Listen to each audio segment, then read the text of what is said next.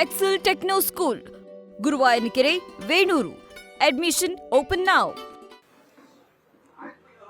Hotel ಮಾಲೀಕರು ಎಲ್ಲರೂ ಕೂಡ ಬೇಡಿಕೆ ಇಟ್ಟಿದ್ರು ಒಂದು ಬೇಡಿಕೆ ಈಡೇರುವಂತಕ್ಕಿದೆಯಾ? ಈಗ ಗ್ಯಾಸು ಆಸ್ ಇಟ್ ಈಸು ಸಮಸ್ಯೆ ಸ್ವಲ್ಪ ಕಡಿಮೆ ಇದೆ, ಸಮಸ್ಯೆ ಇಲ್ಲ ಅಂತಲ್ಲ. ಆದರೆ ಮುಂದಿನ ದಿನಗಳಲ್ಲಿ ಯುದ್ಧ ಮುಗಿದೇ ಇದ್ರೆ ಖಂಡಿತ ಗ್ಯಾಸ್ ಸಮಸ್ಯೆ ಜಾಸ್ತಿ ಆಗುತ್ತೆ. ಅದರಲ್ಲೂ ವಿಶೇಷವಾಗಿ ಕಮರ್ಷಿಯಲ್ ಗ್ಯಾಸು ಹೋಟೆಲ್ಸು ಇಲ್ಲೆಲ್ಲ ಕೂಡ ಗ್ಯಾಸು ಸರಿಯಾಗಿ ಸಮರ್ಪಕವಾಗಿ ಪೂರೈಕೆ ಆಗದೇ ಇದ್ರೆ ಗ್ರಾಹಕರಿಗೆ ತೊಂದರೆ ಆಗುತ್ತೆ. ಮತ್ತೆ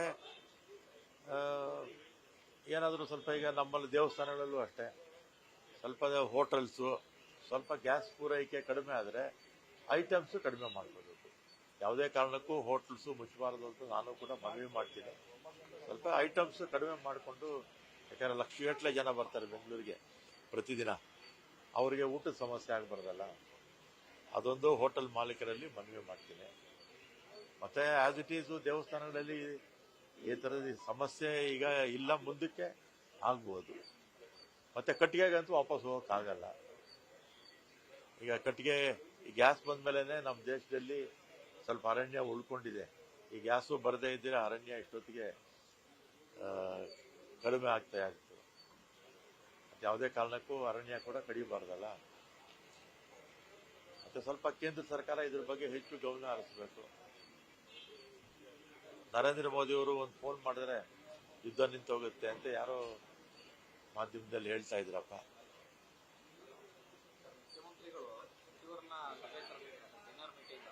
16ನೇ ತಾರೀಕು ಸಾಯಂಕಾಲ 7:30ಗೆ ಕರೆದಿದ್ದಾರೆ, ನನಗೂ ಕೂಡ ಕರೆದಿದ್ದಾರೆ. ಬಗ್ಗೆ ಮಾತಾಡ್ತಾರೆ. ಏನು ಹೊಸದೇನಲ್ಲ, ಮೊದಲಿಂದಲೂ ಕೂಡ ಇರ್ತಕ್ಕಂಥದ್ದೇ. ಸೋಮವಾರ ಇದೆ, ನಾನು ಹೋಗ್ತಾ ಇದ್ದೀನಿ. ಕೆಲ ಸಚಿವರ ಕಾರ್ಯವೈಖರಿ ಬಗ್ಗೆ ಮಾತಾಡಿದ್ರು ಸರ್, ಸ್ಪಂದನೆ ಮಾಡಲ್ಲ, ಕೈ ಸಿಗಲ್ಲ ಅಂತ. ಅದರ ವಿಚಾರಕ್ಕೋ ಅಥವಾ ಬೇರೆ ಪಂಚರಾಜ್ಯಗಳ ಎಲೆಕ್ಷನ್ ವಿಚಾರ? ಇಲ್ಲ, ಆ ಥರ ಇದ್ದಿದ್ರೆ CLP ವಿಚಾರ ಅಲ್ಲಿ ಶಾಸಕರು ಮಾತಾಡಿರ್ತಕ್ಕಂಥ ವಿಚಾರ ಆಗಿದ್ರೆ ಎಲ್ಲಾ ಸಚಿವರನ್ನು ಕೂಡ ಕರೀತಾ ಇದ್ರು. ಮತ್ತೆ ಈಗ ಕರೆದಿರ್ತಕ್ಕಂಥದ್ದು ಕೇವಲ 16 ಸಚಿವರು ಅಂತ ಮಾಹಿತಿ. ಎಲ್ಲಾರನ್ನು ಕರೀತಾರೇನೋ ಗೊತ್ತಿಲ್ಲ. ಸಹಜವಾಗಿ ರಾಜ್ಯದ ರಾಜಕೀಯ ಮತ್ತು ಸರ್ಕಾರದ ಇನ್ನೂ 2 ವಾರ ಇದೆಯಲ್ಲ, ಅಸೆಂಬ್ಲಿ ಇದೆಯಲ್ಲ, ಬಿಲ್ಸ್ ಬರುತ್ತೆ, ಮತ್ತು ವಿಪಕ್ಷದವ್ರು ಏನೇನು ಮಾಡ್ತಾರೆ ಅದಕ್ಕೆ ನಾವು ಕೌಂಟರ್ ಎಲ್ಲ ನಾವು ರೆಡಿ ಮಾಡ್ಕೋಬೇಕಲ್ಲ.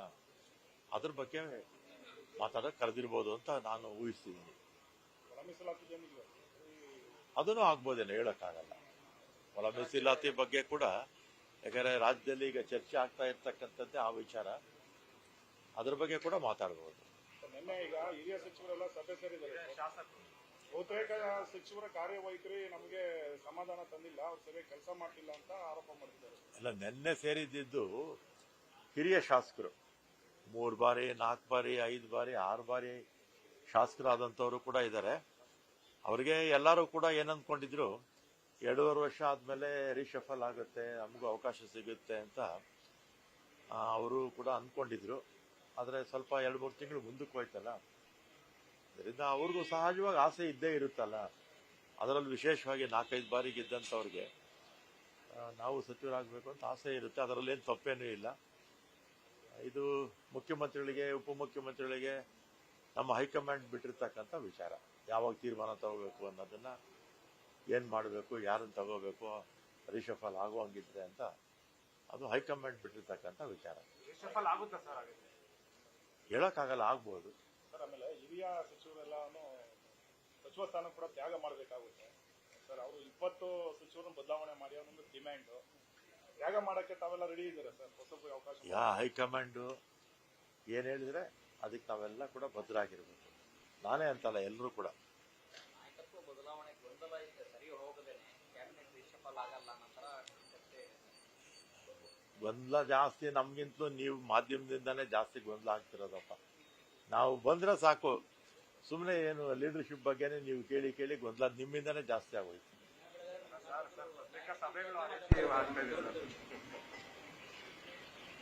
ಸಭೆಗಳ ಬಗ್ಗೆ ಈಗ ಹೇಳಿದಲ್ಲ ಇಷ್ಟೊತ್ತು ಕ್ಲಾರಿಫಿಕೇಶನ್ ಕೊಟ್ಟಾಗ.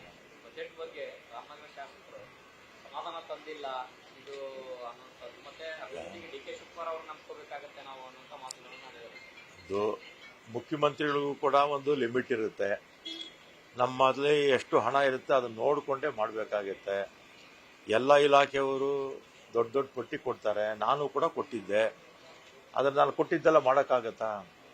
ಅಥವಾ ಯಾರೇ ಮುಖ್ಯಮಂತ್ರಿ ಆಗಿದ್ರು ಕೂಡ ನಾವು ಕೇಳಿದ್ದೆಲ್ಲ ಮಾಡೋಕ್ಕಾಗಲ್ಲ.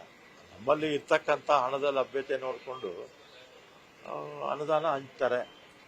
ಇನ್ನು ಮಧ್ಯಲ್ಲೂ ಕೂಡ ಇದೇನು ಇವತ್ತು ಇದೇ ಕೊನೆ ಅಲ್ವಲ್ಲ, ಮಧ್ಯಲ್ಲೂ ಕೂಡ ಕ್ಯಾಬಿನೆಟ್ಗೆ ಅನೇಕ ಸಬ್ಜೆಕ್ಟ್ಸು ಮಧ್ಯದಲ್ಲಿ ಬರ್ತಾ ಇರುತ್ತೆ. ಮತ್ತೆ ನಮ್ಗೇನಾಗಿದೆ, ನಮ್ಮ ಸಂಪನ್ಮೂಲ 4.5 ಲಕ್ಷ ಕೋಟಿಗಿಂತಲೂ ಹೆಚ್ಚು ನಮ್ಮ ರಾಜ್ಯದಿಂದ ಕೇಂದ್ರ ಸರ್ಕಾರ ತಗೊಳ್ತಾರೆ. ಅವರು ಕೊಡ್ತಾ ಇರ್ತಕ್ಕಂಥದ್ದು ಕೇವಲ ₹1 13 ಪೈಸಾ. ನಮ್ಮ ಸಂಪನ್ಮೂಲ ಎಲ್ಲ ಕೇಂದ್ರ ಸರ್ಕಾರನೇ ತಗೊಂಡೋಗ್ತಾ ಇದ್ದಾರೆ. ಅದರಿಂದ ಏನಾಗುತ್ತೆ, ಕೇಂದ್ರ ಸರ್ಕಾರದ ನೀತಿಯಿಂದ ನಮ್ಮ ರಾಜ್ಯ ಅಂತಲ್ಲ ಎಲ್ಲ ರಾಜ್ಯಗಳ ಅಭಿವೃದ್ಧಿ ಕುಂಠಿತ ಆಗ್ತಾ ಇದೆ. ವಿಶೇಷವಾಗಿ ವಿಪಕ್ಷಗಳಿರ್ತಕ್ಕಂಥ ರಾಜ್ಯಗಳ ಅಭಿವೃದ್ಧಿ ಕುಂಠಿತ ಮಾಡಬೇಕು ಅಂತಾನೆ ಕೇಂದ್ರ ಸರ್ಕಾರ ಈ ರೀತಿ ತಾರತಮ್ಯ ಧೋರಣೆಯನ್ನು ಮಾಡ್ತಾ ಇದ್ದಾರೆ. ಮತ್ತೆ ನಮ್ಮ ರಾಜ್ಯದಿಂದ ಆಯ್ಕೆಯಾಗಿರ್ತಕ್ಕಂಥ ಲೋಕಸಭಾ ಹೆಸರು ರಾಜ್ಯದಿಂದ ಇದರಲ್ಲಿ ಕ್ಯಾಬಿನೆಟ್ ಇರ್ತಕ್ಕಂಥ ಸಚಿವರು ನಮ್ಮ ರಾಜ್ಯಕ್ಕೆ ಏನೇ ಅನ್ಯಾಯ ಆದರೂ ಕೂಡ ಯಾರೂ ಕೂಡ ತುಟಿ ಬಿಚ್ಚಲ್ಲ. ನಮ್ಮ ಕೇವಲ ₹1 13 ಪೈಸಾ ವಾಪಸ್ ಕೊಡ್ತಾ ಇದ್ದಾರೆ ನಮ್ಮ ಟ್ಯಾಕ್ಸ್ ಅಲ್ಲಿ. ಅದ್ರ ಬಗ್ಗೆನೂ ಮಾತಾಡಿಲ್ಲ. ಅದನ್ನು ಕೂಡ ಮೋದಿಯವರು ಮಾಡಿದ್ದೇ ಸರಿ ಅಂತಾರೆ. ಮಹದಾಯ ಬಗ್ಗೆ ಮಾತಾಡಲ್ಲ, ಮತ್ತೆ ಮೇಕೆದಾಟು ಬಗ್ಗೆ ಮಾತಾಡಲ್ಲ. ನಮ್ಮ ಯಾವುದೇ ನೆಲ, ಜಲ, ಭಾಷೆ, ಹಣಕಾಸಿನ ವಿಚಾರದಲ್ಲಿ ನಮ್ಮ ರಾಜ್ಯಕ್ಕೆ ಅನ್ಯಾಯ ಆಗ್ತಾ ಇದ್ರು ಕೂಡ ಮೋದಿಯವರ ಹತ್ರ ಹೋಗಿ ಮಾತಾಡಿ ನಿಂತು ರಾಜ್ಯಕ್ಕೆ ಅನ್ಯಾಯ ಆಗ್ತಾ ಇದೆ ಅಂತ ಕೇಳೋ ಶಕ್ತಿ ಇವ್ರು ಯಾರಿಗೂ ಇಲ್ಲ ಅಂತ. ಏನಾಗಿದೆ, ನಮ್ಮ ಜನರ ಕರ್ನಾಟಕದ ದುರದೃಷ್ಟ. ಈ ತರದ ಲೋಕಸಭಾ ಸದಸ್ಯರು ಆಯ್ಕೆಯಾಗಿರ್ತಕ್ಕಂಥದ್ದೇ ನಮ್ಮ ರಾಜ್ಯದ ದುರಾದೃಷ್ಟ.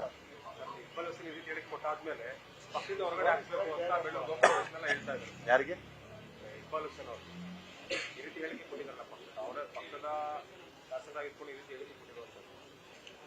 ಏನಾದ್ರ ಬಗ್ಗೆ ಮಾಹಿತಿ ಇಲ್ಲ. ಇಂಥದ್ದೆಲ್ಲ ನಾನು ಇವ್ರು ಇಕ್ಬಾಲ್ ಹುಸೇನ್ ಅಂತಲ್ಲ, ಯಾರೇ ಇರಲಿ ಮಾಧ್ಯಮಗಳ ಮುಂದೆ ಬಹಿರಂಗವಾಗಿ ನಾನು ಸೇರಿಸಿ ಮಾತಾಡಬಾರ್ದು. ಏನೇ ಇದ್ರು ನಾ ಗೋಡೆ ಮಧ್ಯದಲ್ಲಿ ಮಾತಾಡಬೇಕು. ಅದು ಮುಖ್ಯಮಂತ್ರಿಗಳು ಉಪಮುಖ್ಯಮಂತ್ರಿಗಳ ಹತ್ರ ಹೋಗಿ ಕೂತು ಮಾತಾಡಿ ಸಮಸ್ಯೆ ಪರಿಹಾರ ಮಾಡ್ಕೋಬೇಕು ಹೊರತು ಮಾಧ್ಯಮಗಳ ಮುಂದೆ ಮಾತಾಡಿದ್ರೆ ಪಕ್ಷಕ್ಕೆ ಡ್ಯಾಮೇಜ್ ಆಗುತ್ತೆ. ಧನ್ಯವಾದನಪ್ಪ. ನ್ಯೂಸ್ ಫಸ್ಟ್ ನಿರ್ಭೀತಿಯಿಂದ ನಿಮ್ಮ ಪರವಾಗಿ.